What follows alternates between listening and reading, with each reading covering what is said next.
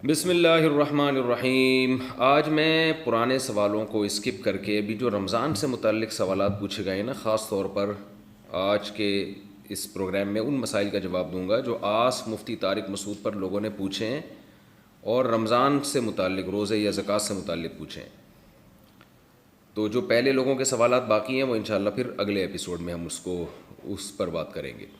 پہلا سوال ہے جی ام ہانی KPK سے، انہوں نے پوچھا ہے کہ ناک میں دوا ڈالنے سے کیا روزہ ٹوٹ جائے گا؟ اگر روزے میں ناک سے نکسیر آ جائے تو کیا ناک میں دوا ڈال سکتے ہیں؟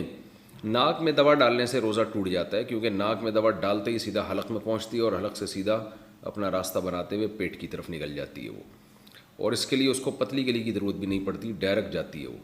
تو اس لیے ناک میں دوا ڈالنے سے روزہ ٹوٹ جائے گا۔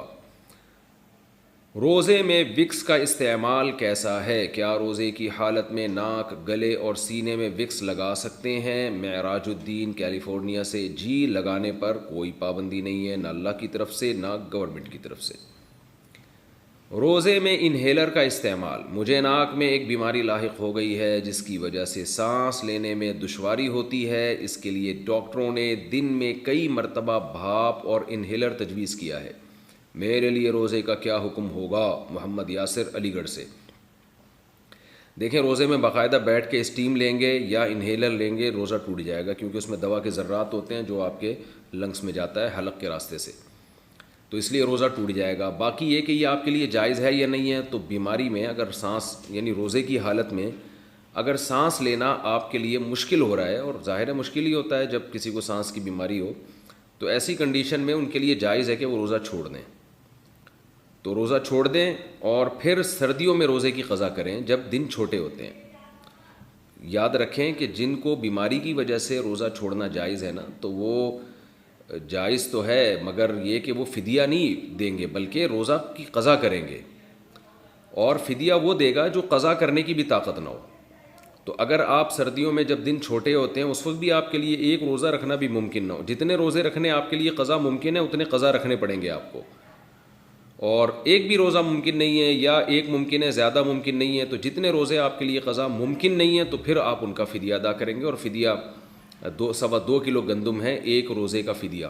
بعض علماء کے نزدیک 2.25 کلو اور بعض کے نزدیک 2.25 کلو، احتیاط 2.25 کلو میں ہی ہے۔ تو یا تو کسی غریب کو 2 ٹائم کا کھانا کھلا دیں، یا 2.25 کلو گندم دے دیں، یا 2.25 کلو گندم کے پیسے دے دیں، تو ایک روزے کا فدیہ ہے۔ لیکن یہ جب ہے جب آپ قضا نہ رکھ سکتے ہوں۔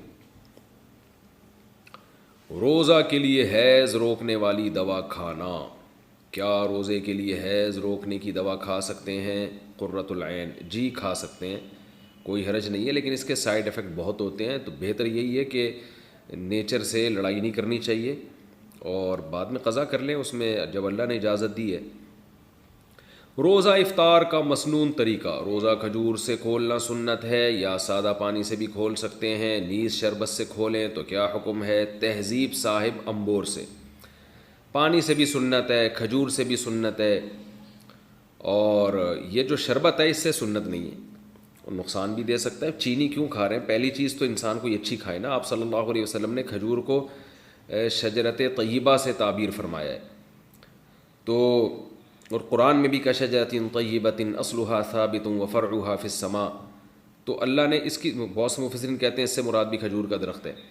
تو کھجور کا جو پھل ہے نا یہ بہت انسانی صحت کے لیے مفید ہے، اور افطار میں آپ کو جو پاور چاہیے ہوتی ہے نا، طاقت چاہیے ہوتی ہے، وہ کھجور سے ملتی ہے آپ کو، کیونکہ کاربوہائیڈریٹ بھی چاہیے آپ کو، اور کھجور میں اس کے علاوہ بھی بہت سارے وٹامنز ہیں۔ کہا جاتا ہے کہ ایک چھوٹے سے پھل میں اتنے سارے منرلز اور وٹامن جمع نہیں ہیں جتنے کھجور کے ایک چھوٹے سے پھل میں جمع ہے، واللہ عالم۔ تو پیغمبروں کی خوراک ہے یہ، آپ صلی اللہ علیہ وسلم کی خوراک ہے، اللہ پیغمبروں کے لیے ایسی خوراک تجویز نہیں کرتے جو کم فائدے کی ہو یا نقصان دہ ہو۔ تو اس لیے ہمارے ہاں پتہ نہیں کیا مسئلہ ہے، عربوں میں تو کھجوریں بہت کھائی جاتی ہیں، ہمارے ملکوں میں کھجور ہی نہیں کھائی جاتی۔ اس کی عادت ڈالنی چاہیے، بہت مفید چیز ہے۔ مسجد میں 8 رکعت تراویح ہو تو 20 کیسے پڑھیں؟ یہاں پر مسجدوں میں 8 رکعت ہی تراویح ہوتی ہے، تو ہم 20 رکعت کیسے پڑھیں؟ شعیب صاحب مکہ مکرمہ سے۔ شعیب صاحب، یہ آج کا مکہ مکرمہ ہے جس میں 8 رکعتیں ہوتی ہیں. امام شافعی کے دور کا 2 صدی ہجری کے دور کا جو مکہ مکرمہ تھا اس میں کہیں بھی 8 نہیں ہوتی تھی. امام شافعی کی گواہی ہے کہ ہم نے جہاں بھی پایا لوگوں کو 20 رکعتیں پڑھتے ہوئے پایا ہے، اور صدیوں سے پوری امت 20 ہی پڑھتی آ رہی ہے. اب مکہ والوں نے حرم کے علاوہ 8 شروع کر دی ہیں. تو آپ کو چاہیے سنت پوری کریں. آپ سنت موقدہ ہے تراویح کی نماز، تو 8 اگر مسجد میں پڑھائی جاتی ہیں مسجد میں 8 پڑھ لیں، اور پھر 12 گھر آ کے پوری کر لیں، یا مسجد میں ہی 12 پڑھ لیں. کوئی آپ کو روکے گا تو نہیں. آپ اخپل طریقے سے پڑھ لیں. اگر جماعت سے لوگ آپ کو روک رہے ہیں تو اپنی جماعت کرا لیں. اپنی نہیں کرا سکتے تو الگ پڑھ لیں، گھر میں آ کے پڑھ لیں، کسی بھی طرح پڑھ لیں، کوئی اس میں حرج نہیں ہے. کیا تسبیح تراویح شرعاً ثابت ہے؟ تراویح تسبیح جو ہر 4 رکعت کے بعد پڑھی جاتی ہے، کیا یہ ثابت ہے؟ اور اس کا پڑھنا کیسا ہے؟ رضوان تلا گنگ سے. یہ جو 4 رکعت تراویح کے بعد پڑھتے ہیں نا، سبحان ذی الملکوت والجبروت، اس طرح کی کوئی لمبی چوڑی دعا ہے، یہ کہیں بھی ثابت نہیں ہے. لوگ اس کو چونکہ سنت سمجھنے لگے ہیں تو اس لیے اس کو چھوڑ دینا چاہیے. تو 4 رکعتوں کے بعد کچھ بھی ثابت نہیں ہے. بیٹھے رہیں، خاموش بیٹھے رہیں، کوئی بھی ذکر کر لیں، کچھ بھی نہ کریں، دعا مانگ لیں، سب جائز ہے. تراویح پڑھا کر معاوضہ لینا، حافظ کا تراویح کا معاوضہ لینا کیسا ہے؟ عرفان صاحب، عرفان پٹیل، جگہ نہیں بتائی کہاں سے. دیکھیں، حافظ لوگ جو تراویح کی اجرت لیتے ہیں نا، یہ بالکل حرام ہے، ناجائز ہے. اس کے جواز کا کوئی بھی قائل نہیں ہے ہماری رائے میں، جو اب تک ہمیں معلومات ہیں. اور اگر کوئی قائل بھی ہو تو اس کی دلیل مضبوط نہیں ہے. یہ خالصتاً قرآن کی تلاوت، نماز میں تلاوت کی اجرت ہے. یہ فرض نماز کی تنخواہ لینا، یہ اس کی جواز کی وجہ کچھ اور ہے. اس کی وجہ یہ کہ فرض نماز شاعر اسلام میں سے ہے.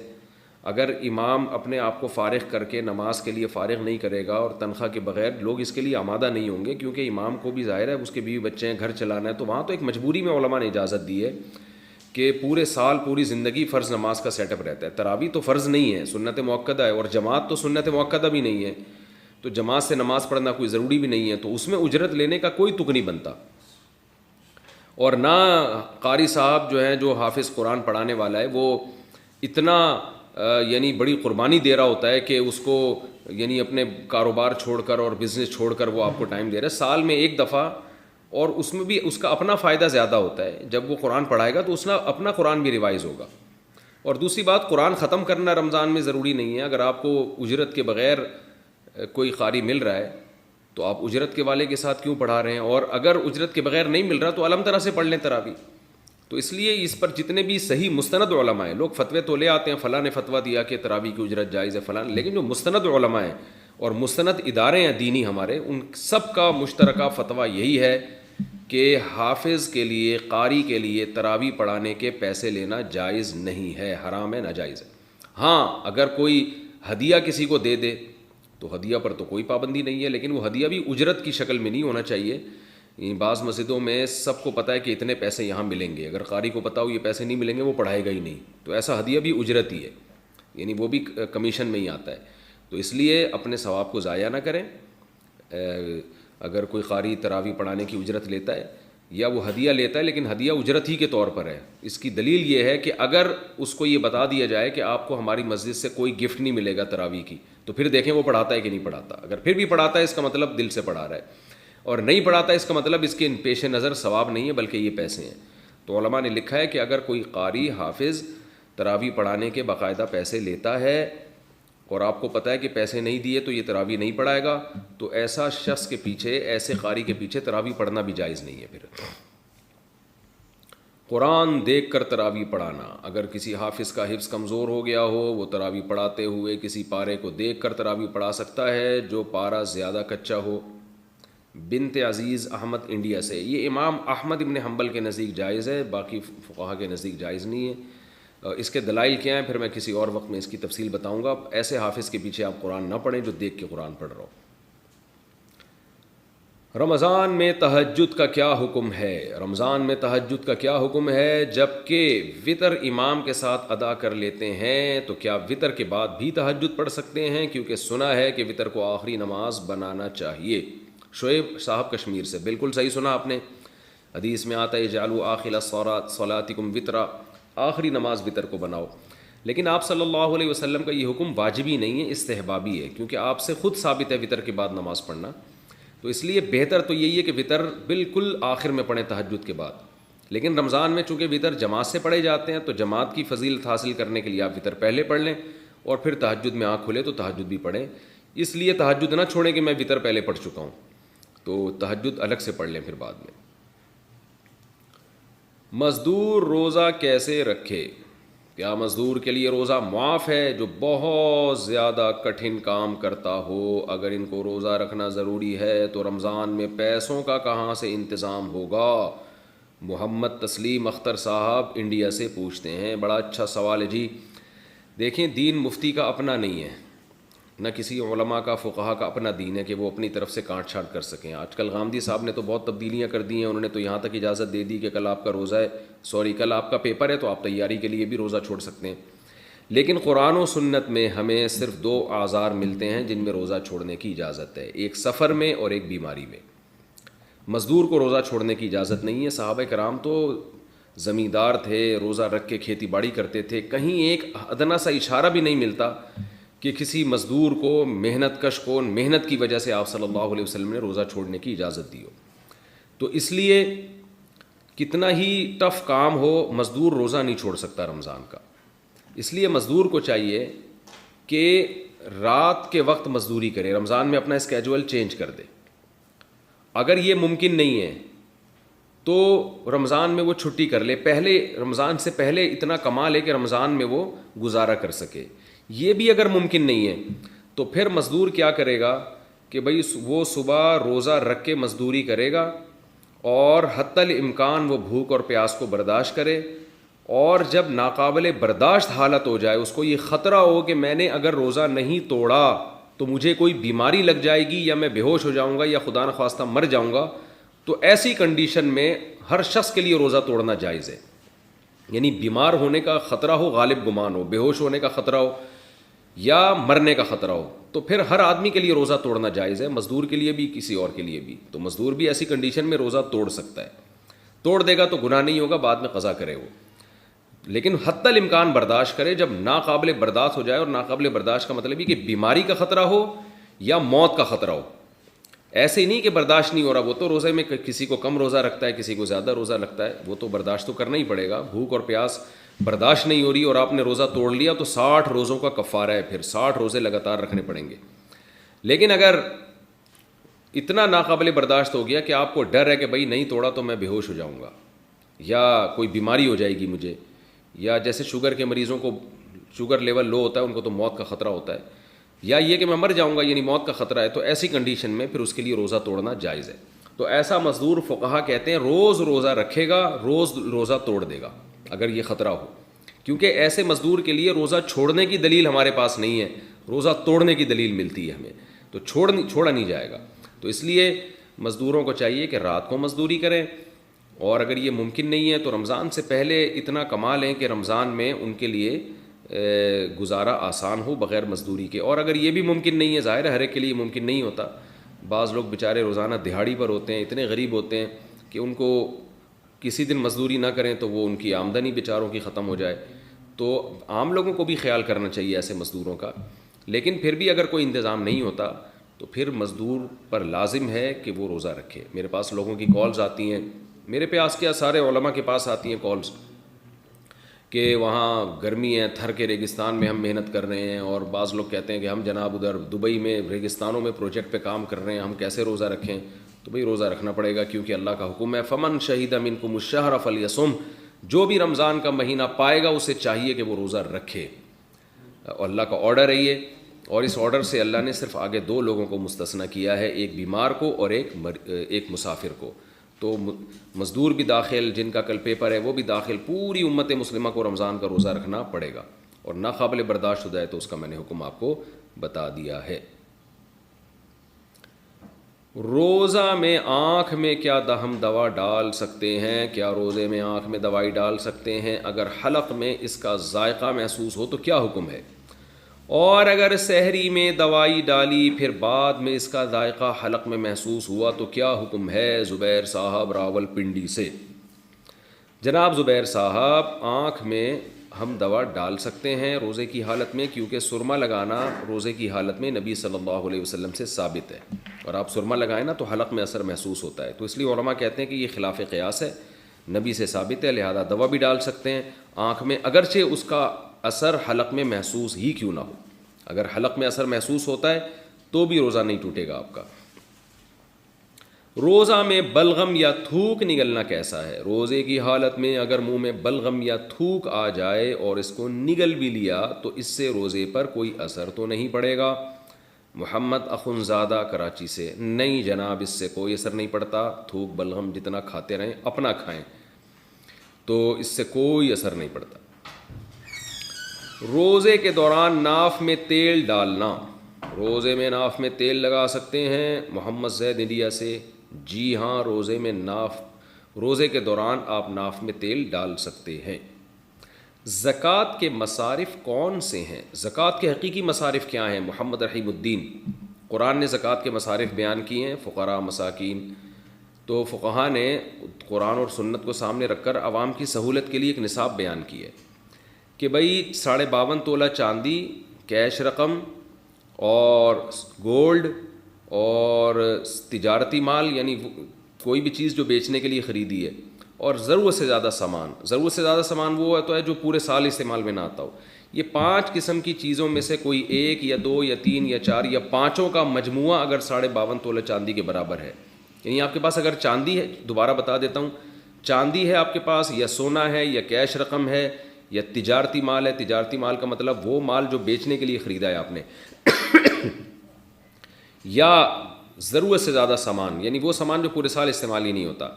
تو ایسی کوئی چیز یا 4 یا 5 چیزوں کا مجموعہ اگر آپ کے پاس 52.5 تولہ چاندی کے برابر ہے، جو پاکستان میں تقریباً 50,000 اس کی مالیت میرا خیال ہے بنتی ہے آج کل، یا اس سے کمی بیشی ہوگی کچھ. تو کسی کے پاس اتنی مالیت کا سامان ہو اور قرضہ بھی نہ ہو اس کے اوپر، تو ایسے شخص کو آپ زکوٰۃ نہیں دے سکتے. خوب سمجھ لیں اچھی طریقے سے.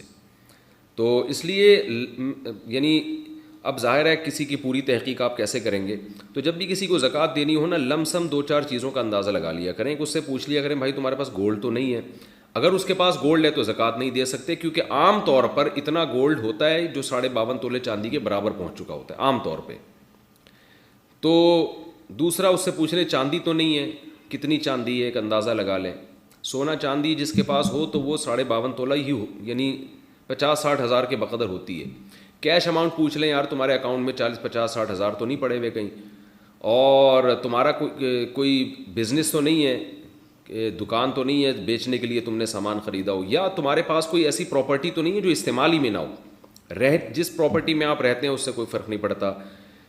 کھیتی باڑی کے لیے آپ نے کوئی پراپرٹی دی ہوئی ہے یا رینٹ پہ دی ہوئی ہے، اس سے کوئی فرق نہیں پڑتا چونکہ یہ استعمال میں آ رہی ہے. تو 4-5 چیزیں غریب آدمی سے پوچھ لینی چاہیے. وہ غریب اگر بتا دے اور آپ کو لگ رہا ہو کہ سچ بول رہا ہے کہ نہیں جی میرے پاس سونا بھی نہیں ہے، چاندی بھی نہیں ہے، اور کیش اماؤنٹ بھی 50-60 ہزار میرے پاس نہیں پڑا ہوا، اور میرے پاس کوئی الگ پراپرٹی بھی نہیں ہے جو استعمال میں نہ ہو، تو لم سم تھوڑا سا اندازہ لگا لیں تو پھر آپ اس کو زکوٰۃ دے سکتے ہیں. اگر آپ کا خیال تھا کہ یہ زکوٰۃ کا مستحق ہے، آپ نے دے دی، بعد میں پتہ چلا کہ یہ تو مستحق نہیں تھا، تو زکوٰۃ ادا پھر بھی ہو جائے گی آپ کی. لیکن بغیر تحقیق کے ایسے ہی آنکھ بند کر کے اگر آپ نے کسی کو زکوٰۃ پکڑا دی، بعد میں پتہ چلا مستحق نہیں ہے، تو پھر زکوٰۃ ادا نہیں ہوگی. خوب سمجھ لیں. روزے کی نیت کا طریقہ، روزے کی نیت کا کیا طریقہ ہے؟ کیا روزے میں زبان سے نیت کرنا ضروری ہے یا دل میں نیت کر لیں تو وہ بھی کافی ہوگا؟ حماد احمد چکوال سے: دیکھیں دل میں نیت کافی ہے، اور وہ ہوتی ہے جب آپ صبح رمضان میں سحری کے لیے اٹھتے ہیں. تو کیوں اٹھیں آپ اور کیا کرنے کے لیے اٹھیں اس وقت؟ ورنہ کون اٹھتا ہے اس وقت کھانا کھانے کے لیے؟ تو دل میں نیت ہوتی ہے، وہی کافی ہے. یہ جو مشہور دعا ہے وہ بھی صومی غد نویت من شہر رمضان، یہ کسی روایت سے ثابت نہیں ہے، اس کو چھوڑ دینا چاہیے. دل کے ارادے کا نام ہے تو بس وہ کافی ہے. روزے میں مسواک کرنے کا حکم، روزے کے دوران مسواک کرنا کیسا ہے؟ نیز اگر مسواک کرتے ہوئے تھوڑا سا خون نکل آئے تو کیا حکم ہے؟ رفعت صاحبہ ڈیرہ غازی خان سے: روزے میں مسواک کرنا نہ صرف جائز ہے بلکہ سنت ہے. آپ صلی اللہ علیہ وسلم بہت کثرت سے روزے میں مسواک کیا کرتے تھے، اور اگر خون نکل آئے تو اس کو تھوک دیں، نگلنے کی اجازت نہیں ہے. روزے میں زوجہ سے کتنا تعلق رکھ سکتے ہیں روزے کے دوران؟ یہ ذرا حیا کے خلاف مسئلہ ہے لیکن بہت زیادہ پوچھا جاتا ہے تو میں بیان کر دیتا ہوں. اگر کوئی روزے کی حالت میں زوجہ سے صحبت کر لے تو کیا حکم ہے؟ بخزادہ دبئی سے، اگر روزے میں زوجہ سے صحبت کر لیا آپ نے، انٹرکورس کر لیا، تو 60 روزے لگاتار رکھنے پڑیں گے، روزہ بھی ٹوٹ گیا، قضا بھی کرنی پڑے گی ایک، اور 60 روزے بھی لگاتار رکھنے پڑیں گے، یہ کفارہ ہے اس کا۔ اور اگر انٹرکورس نہیں کیا تو پھر جائز ہے، البتہ اگر کوئی مرد زوجہ سے تعلق کے دوران جو ہے نا مصاحبت کے دوران ڈسچارج ہو جائے تو مرد کا روزہ ٹوٹ جائے گا، لیکن کفارہ لازم نہیں ہوگا، قضا لازم ہوگی اور گناہ بھی ہوگا۔ افطاری سے پہلے اجتماعی دعا، اچھا یہ جو روزے کی حالت میں اگر زوجہ سے ہم بستری کی ہے اور زوجہ بھی اس پہ راضی تھی تو بیوی پر بھی 60 روزے لگاتار واجب ہو جائیں گے اگر وہ روزے میں تھی، اگر وہ روزے سے نہیں تھی تو پھر شوہر پر، اور اگر کسی نے جبراً اس کے ساتھ اس طرح کیا ہے شوہر نے تو پھر صرف شوہر پر کفارہ لازم ہے، زوجہ پر کفارہ لازم نہیں ہوگا، ایسی صورت میں صرف قضا لازم ہوگی۔ بیٹھ کر، اچھا افطاری سے پہلے اجتماعی دعا، افطاری سے قبل سب گھر والوں کا مل کر اجتماعی دعا کرنا کیسا ہے؟ نور محمد سعودی عرب سے، جائز ہے لیکن اس کو سنت نہ بنا لیا جائے، اتنی پابندی نہ کی جائے کہ لوگ اس کو کل لازم سمجھنا شروع کر دیں۔ بہتر ہے کہ کبھی اجتماعی مانگ لیں، زیادہ تر انفرادی مانگیں، کبھی کبھار اجتماعی بھی مانگ لیا کریں، عام معمول اس کا نہ بنائیں ورنہ یہ چیز کل چل کے بدعت بن جائے گی۔ بیٹھ کر تراویح پڑھ سکتے ہیں؟ تراویح عذر یا بلا عذر بیٹھ کر پڑھنا جائز ہے یا نہیں؟ قاسم احمد انڈیا سے، جائز ہے، کوئی عذر نہ بھی ہو تو بھی بیٹھ کے تراویح پڑھ سکتے ہیں لیکن ثواب آدھا ہو جائے گا۔ خواتین کی گھروں میں تراویح کی جماعت، کیا گھر کی خواتین مثلاً میری چاچی، تائی اور ان کی بیٹیاں وغیرہ میرے پیچھے گھر میں تراویح ادا کر سکتی ہیں؟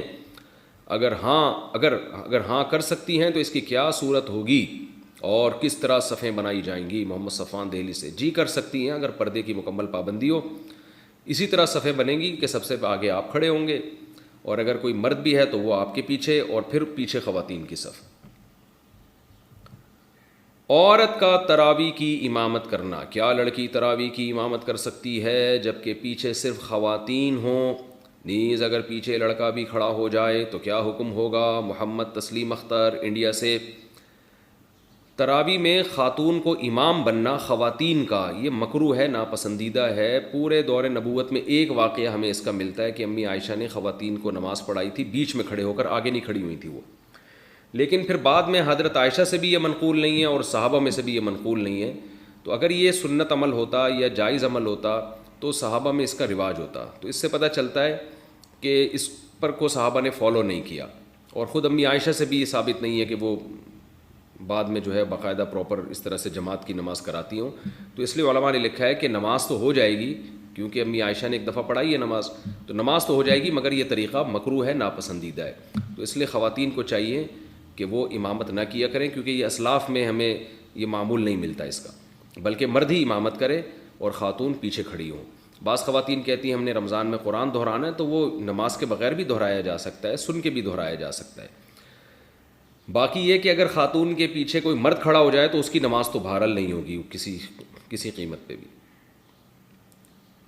زکوٰۃ کن چیزوں پر فرض ہے؟ زکوٰۃ کن کن چیزوں پر ہوتی ہے؟ کیا صرف کیش پر ہوتی ہے یا گاڑی وغیرہ جو استعمال میں ہو اس پر بھی زکوٰۃ ہوتی ہے؟ ریحانہ صاحبہ کوئٹہ سے، زکوٰۃ 4 چیزوں پر ہوتی ہے، اس کو یاد کر لیں۔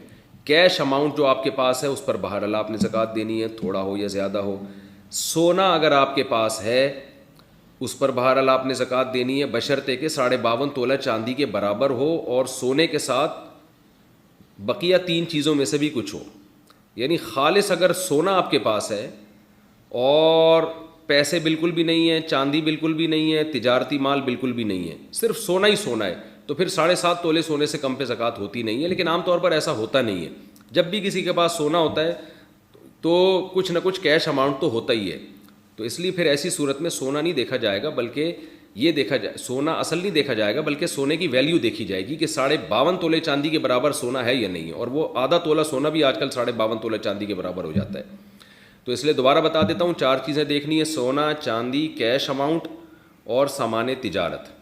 تجارتی سامان کہتے ہیں وہ سامان جو آپ نے بیچنے کے لیے خریدا ہو اور اب تک بیچنے کی نیت آپ کی باقی ہو، یعنی جس دن زکوٰۃ نکال دی ہے نا، جو زکوٰۃ کے واجب ہونے کی تاریخ ہے آپ کی، اس دن بھی آپ کی بیچنے ہی کی نیت برقرار ہو, درمیان میں یہ نیت تبدیل نہ ہوئی ہو, تو ایسی چیزوں کو سامان تجارت کہا جاتا ہے. کوئی پلاٹ آپ نے خریدا بیچنے کے لیے, کوئی مکان آپ نے خریدا بیچنے کے لیے, جو دکان میں آپ نے سامان ڈالا ہوتا ہے سارا بیچنے کے لیے ڈالا ہوتا ہے, لہذا جتنے دکان میں اثاثے پڑے سب پہ زکوٰۃ واجب ہوتی ہے. تو جو بھی چیز بیچنے کے لیے خریدی ہے وہ سامان تجارت میں داخل ہے. تو یہ 4 چیزیں اگر آپ کے پاس ہیں اور ان کی مالیت 52.5 تولہ چاندی کے برابر ہو جائے, جو کہ ہو ہی جاتی ہے عام طور پہ آج کل, تو پھر آپ پر زکوٰۃ ان کی واجب ہے. ان تمام چیزوں کو کیلکولیٹ کر کے ویلیو نکالیں, 40 پہ ڈیوائڈ کریں, جو جواب آئے وہ زکوٰۃ ہے.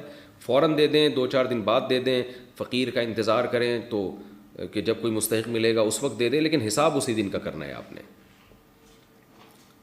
سگے بہن بھائی کو زکوٰۃ دینا. بہن یا بھائی کو زکوٰۃ کن صورتوں میں دے سکتے ہیں, ان کن صورتوں میں نہیں دے سکتے؟ اگر ان کے گھر میں ضرورت کی اشیاء ہوں تو کیا حکم ہے؟ خالد صاحب پشاور سے. دیکھیں میں نے ابھی ریکارڈ کروایا ہے مسئلہ کہ زکوٰۃ کا مستحق کون ہے. یعنی 5 چیزیں کسی کے پاس اگر 52.5 تولہ چاندی کی قیمت کے برابر نہ ہو تو آپ اس کو زکوٰۃ دے سکتے ہیں. یہ اتنا دیکھ لیا کریں بہن بھائیوں کے بارے میں, کوئی سونا تو نہیں ہے, چاندی تو نہیں ہے, کوئی ایسی پراپرٹی تو نہیں ہے جو استعمال میں نہ آ رہی ہو, ٹھیک ہے نا. اور یہ دیکھ لیا کریں کہ تجارتی چیز تو نہیں ہے, بزنس تو نہیں ہے, کچھ خرید کے بیچ رہے ہیں. تو یہ لم سم چند چیزوں کا, یا کوئی ایسا سامان تو نہیں پڑا ان کے گھر میں جو پورے سال استعمال میں ہی نہ آتا ہو. تو اگر ایسا نہیں ہے تو آپ ان کو زکوٰۃ دے سکتے ہیں. اور بہن بھائیوں کو زکوٰۃ دینا یہ زیادہ ثواب ہے, حدیث میں آتا ہے اس میں زکوٰۃ کا ثواب بھی ملے گا اور رشتہ داری کو جوڑنے کا ثواب بھی ملے گا. سسرالی رشتہ داروں کو زکوٰۃ دینا, کیا ساس سسر یا سالے کو زکوٰۃ دینا جائز ہے؟ عائشہ صاحبہ پشاور سے. جی اگر وہ غریب ہے تو سالے کو زکوٰۃ دے دیں آپ. سالے کو ہو سکتا ہے سالہ اسی بہانے کچھ ٹینشن دینا کم کر دے تو دے سکتے ہیں. ساس کو زکوٰۃ دے دیں, لیکن ساس کو اگر آپ نے یہ کہہ کے زکوٰۃ دی نا کہ یہ زکوٰۃ ہے تو ساس کا ساس پنا اور بڑھ جائے گا کہ میری بہو مجھے زکوٰتیں کھلا رہی ہے. بلکہ آپ نے اگر ساس کو زکوٰۃ دینی ہے تو گفٹ کا نام دے کے دیا کریں. ساس سے کہیں کہ آج پتہ نہیں میری محبت جاگ اٹھی ہے, آپ کا بیٹا مجھے, یہ اگر کہہ دیا کہ آپ کا بیٹا مجھے بہت محبت دیتا ہے تو وہ تو الٹا کام ہو جائے گا, وہ کہ کیوں دیتا ہے یہ میرا بیٹا. تو ساس کو آپ نے یہ کہنا ہے کہ آپ بہت اچھی ہیں تو یہ میری طرف سے آپ کو گفٹ ہے. تو یہ خوب سمجھ لیں کہ ساس کو اگر یہ کہہ دیا نا کہ آپ کا بیٹا مجھ سے بہت محبت کرتا ہے تو اس سے ساس خوش نہیں ہوگی, وہ ٹینشن, رپورٹیں جو آج کل آ رہی ہیں وہ یہ ہیں کہ وہ ٹینشن میں آ جائے گی. تو بس یہ کہہ دیں کہ اس سے کہ بھئی یہ جو ہے وہ, اچھا یہ کہہ دیا کہ آپ کا بیٹا میرے ساتھ اچھا سلوک نہیں کرتا تو بھی ساس کو ٹینشن ہوگی کہ میرے بیٹے کی شکایت کر رہی ہے. اور اگر یہ کہہ دیا آپ کا بیٹا مجھ سے بہت محبت کرتا ہے, اچھا سلوک کرتا ہے, تو شکایت ہوگی اپنے بیٹے سے یہ کر کے آ رہا ہے. تو حکیم علماء نے لکھا ہے کہ ساسیں کسی حال میں خوش نہیں ہوتی. بیٹا بہو سے اچھا سلوک کرے تو ان کو ٹینشن شروع ہو جاتی ہے, اچھا سلوک نہ کرے تو ٹینشن ہوتی ہے. لیکن میں بار بار بتا دوں, یہ میں ان ساسوں کے بارے میں بات کر رہا ہوں جو میرا کلپ دیکھ نہیں رہی ہیں, سن نہیں رہی ہیں, یہ ذہن میں رکھیں. اور جس ساس تک بھی میرے اس کلپ کی خبر پہنچے گی میں اس کے علاوہ ساس کی بات کر رہا ہوں. ایسا نہ ہو کوئی ساس ٹینشن میں آ جائے, مفتی صاحب میرے بارے میں ایسا کہہ رہے ہیں, تو آپ کے بارے میں کہہ ہی نہیں رہا, میں آپ کے علاوہ کے بارے میں کہہ رہا ہوں. بہرحال ساس سسر یا سالے کو زکوٰۃ دی جا سکتی ہے اگر وہ غریب ہیں, لیکن جب عزت دار لوگوں کو زکوٰۃ دینا تو زکوٰۃ کا لیبل نہ لگائیں, اس پہ گفٹ کا لیبل لگائیں. دل میں زکوٰۃ کی نیت کریں, دیتے ہوئے آپ تحفہ کہہ دیں اس کو. فلیٹ اگر کرائے پر دیا ہو تو زکوٰۃ کا حکم. میرے پاس ایک فلیٹ ہے جو میں نے کرائے پر دیا ہوا ہے, اس پر زکوٰۃ کا حساب کیسے ہوگا جبکہ اس کا کرایہ بھی ہر ماہ خرچ ہو جاتا ہے؟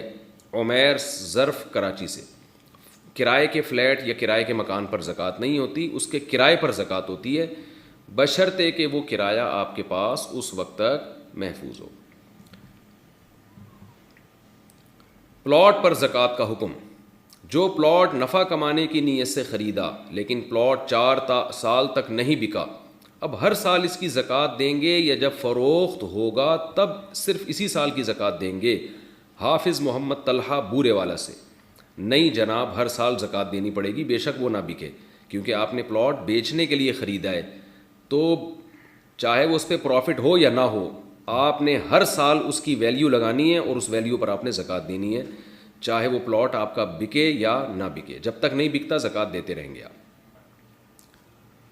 زکوٰۃ کی تاریخ کیسے مقرر کریں؟ زکوٰۃ کی ادائیگی کا حساب کرنے میں شمسی سال کو اختیار کیا جائے گا یا قمری سال کو؟ ظاہر شاہ چار سدہ سے۔ جناب قمری سال کو، شمسی سال سے نہیں ہوتا حساب زکوٰۃ کا، قمری سال، چاند والا سال۔ تاریخ کیسے مقرر کریں؟ بہت آسان ہے۔ زندگی میں پہلی مرتبہ جب آپ کے پاس 52.5 تولہ چاندی کے برابر کیش رقم آ جائے یا سونا آ جائے یا کوئی تجارتی مال آ جائے، یعنی آپ کوئی چیز خریدیں بیچنے کے لیے اور اس کی ویلیو اتنی ہو، یا جو ہے نا یعنی 4 چیزوں میں سے ایک چیز آ جائے، کیش رقم، چاندی، سونا یا تجارتی مال۔ جب بھی زندگی میں آپ کے پاس اتنا پیسہ آئے، آپ اس اسلامی تاریخ کو فوراً نوٹ کر لیں۔ اب پوری زندگی کے لیے آپ کی وہ تاریخ نوٹ ہو گئی۔ اگلے سال آپ دیکھیں اس تاریخ میں کتنے پیسے آپ کے پاس ہیں، ان 4 چیزوں میں سے کتنے مالیت ہے، اس کا 40واں حصہ یعنی 2.5% آپ زکوٰۃ میں دے دیں۔ تو عام طور پر اتنے پیسے لوگوں کے پاس آتے ہیں جب ان کو پہلی سیلری ملتی ہے، پہلی تنخواہ ملتی ہے، یا لڑکیوں کی جب شادی ہوتی ہے تو ان کو جہیز، یعنی وہ جہیز پہ تو زکوٰۃ نہیں ہوتی، وہ تو استعمال کی چیزیں ہوتی ہیں، گولڈ ملتا ہے عام طور پہ، اتنا سونا مل جاتا ہے زیور کی شکل میں، تو خاتون کو جس دن سونا ملا وہ نوٹ کر لیں۔ تو یا کسی کے والد کا انتقال ہو گیا تو وراثت میں کیش رقم بچوں کو مل جاتی ہے، تو وہ تاریخ نوٹ کر لیں۔ تو اس طرح سے جو ہے تاریخیں جو آپ سوچ کے نکال سکتے ہیں اگر بھول بھی گئے ہیں۔ تو اگر کوئی پہلے سے مالدار بن چکا ہے اور بہت زیادہ غور و فکر کر کے بھی کوئی تاریخ اس کو یاد نہیں آ رہی، تو پھر وہ خود سے کوئی تاریخ متعین کر لے، لیکن اصل طریقہ یہی ہے، اور یہی اصل وہ زکوٰۃ کی تاریخ ہوگی جس میں پوری زندگی پھر وہ اس پہ زکوٰۃ دے گا۔ ہاں، یہ تاریخ جب ختم ہوگی جب آپ کے پاس پورا نصاب ہی ختم ہو جائے۔ شوگر بلڈ پریشر کے مریض کے لیے روزے کا حکم۔ مجھے شوگر بھی ہے اور بلڈ پریشر بھی ہے، کیا میں روزہ رکھ سکتا ہوں؟ جناب اگر روزہ رکھنے سے آپ کو نقصان نہیں ہو رہا، بلڈ پریشر بڑھ نہیں رہا یا لو نہیں ہو رہا، یا شوگر بڑھ نہیں رہی یا کم نہیں ہو رہی، تو پھر آپ کے لیے روزہ چھوڑنا جائز نہیں ہے۔ یعنی محض مریض ہونا کافی نہیں ہے، بلکہ روزہ رکھنے سے وہ مرض یا تو لمبا ہو جائے یا اس مرض میں اضافہ ہو، تو پھر روزہ چھوڑنا جائز ہے۔ تو شوگر اور بلڈ پریشر کے مریض پر بھی روزہ رکھنا واجب ہے، لیکن اگر ان کو روزے سے نقصان ہو رہا ہے تو پھر وہ روزہ چھوڑ سکتے ہیں۔ روزے میں کرونا ٹیسٹ کروانا یا کرونا ویکسین لگوانا۔ روزے کی حالت میں کرونا کا ٹیسٹ کروانا جس میں اسٹک منہ اور ناک میں ڈالی جاتی ہے، اس کا کیا حکم ہے؟ نیز روزے میں کرونا ویکسین لگوانے کا کیا حکم ہے؟ ذکاء الرحمان جہلم سے۔ روزے میں کرونا کا ٹیسٹ بھی کروا سکتے ہیں، وہ اسٹک منہ میں یا ناک میں ڈالنے سے روزہ نہیں ٹوٹے گا، اور ویکسین بھی لگوا سکتے ہیں۔ کسی بھی قسم کا انجیکشن لگانے سے روزہ نہیں ٹوٹتا، تاکہ کوئی مجبوری میں گلوکوز کی بوتل بھی چڑھا لیتا ہے تو بھی اس سے روزہ نہیں ٹوٹتا۔ تو کھانے پینے سے روزہ ٹوٹتا ہے، یا ناک میں کوئی چیز ڈالنے سے روزہ ٹوٹ جاتا ہے۔